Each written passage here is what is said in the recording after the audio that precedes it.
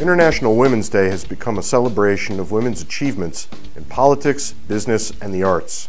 But believe it or not, it began with American socialism and Eastern European communism. The day was first declared by the American Socialist Party in 1909.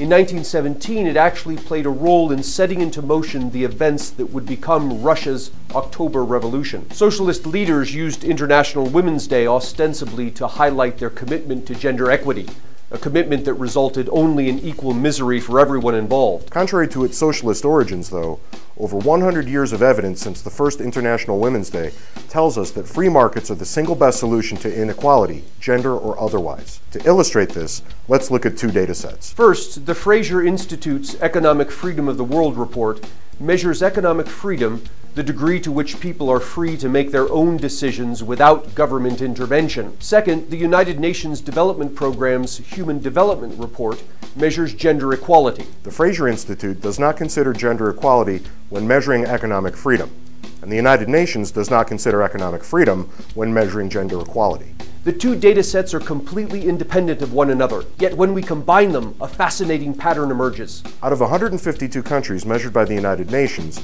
women in more economically free countries suffer significantly less gender inequality than women in less economically free countries. They experience lower maternal mortality, their life expectancy is higher, their rate of secondary education is higher, and they hold a greater proportion of seats in government. In short, in economically freer countries, women's lives are longer, more prosperous, and more self-directed. Of course, this might not come as a surprise. Rich countries tend to be more economically free, and people in rich countries tend to have more time and energy to be concerned with gender equality. So maybe gender equality isn't a function of economic freedom so much as wealth. But it is.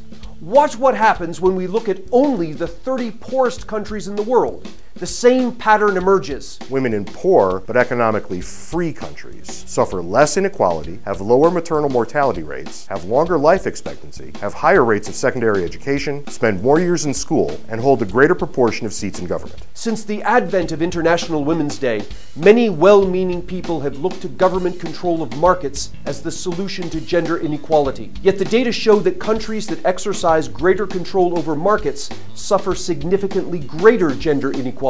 There is no better time to note these facts than on International Women's Day. A celebration that was once simple communist propaganda should be repurposed to celebrate the forces that actually lift people, all people, out of poverty and inequality. Because in the end, the data suggests that equality doesn't come at the end of the government's gun, but at the end of the free market's handshake.